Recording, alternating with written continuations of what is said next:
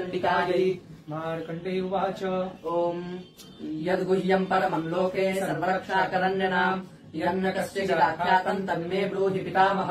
ब्रह्मोवाच अस्ति गुह्यतमम् विप्र सर्वभूतोपकारकम् देव्यास्तु कवचम् पुण्यम् तच्छृणुष्व महामुने। प्रथमम् शैलपुत्री च द्वितीयम् ब्रह्मचारिणी तृतीयम् चन्द्रघण्टेति पूर्णाणेति चतुर्थकम् पञ्चमम् स्कन्दमातेति षष्ठम् कात्यायनीति च सप्तमम् कालरात्रीति महागौरीति चाष्टमम् नवमम् सिद्धिरात्री च नवदुर्गा प्रकीर्तिताः।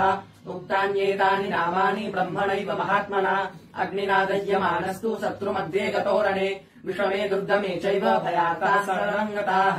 न तेषाम् जायते किञ्चित् अशुभम् रणसङ्कटे नापदन्तस्य पश्यामि शोकदुःखभयम् नहि यैस्तु भक्त्या स्मृतानूनम् तेषाम् वृद्धिः प्रजायते।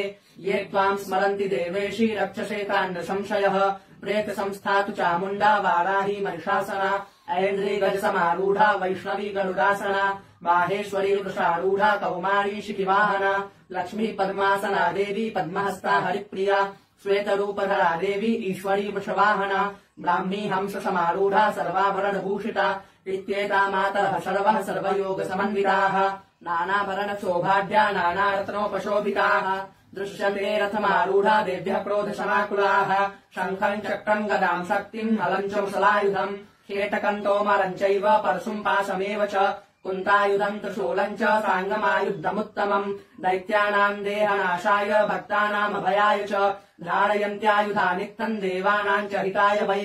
नमस्तेऽस्तु महारौद्रे महाघोरपराक्रमे महाबले महोत्साहे महाभयविनाशिनि त्राहि माम् देवि दुष्प्रेक्षे शत्रूणाम् भयवर्धिनि प्राच्याम् रक्षतु मामैन्द्री आग्नेयामग्निरेवतः दक्षिणेवतु वाराही नैऋत्याम् खड्गधारिणि प्रतीच्याम् वारुणी रक्षेद्वायव्याम् मृगवाहिनी उदीच्याम् पातु कौमारी ऐशान्याम् शूलधारिणी